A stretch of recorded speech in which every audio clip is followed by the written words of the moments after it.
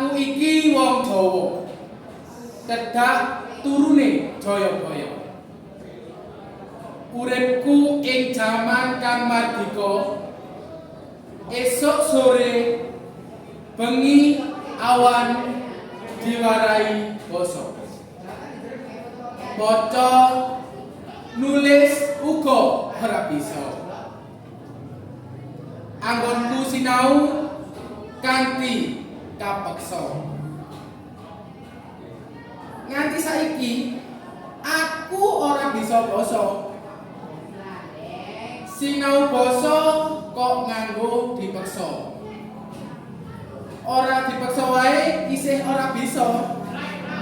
Apa maneh nganggo dipeksa. Sinau basa dipeksa. Budaya dipeksa. Maca lan nulis dipeksa. Ngomong nganggo basa krama wae dipeksa. Ngono kok pengen njaluk bisa basa. Saka endi bisane?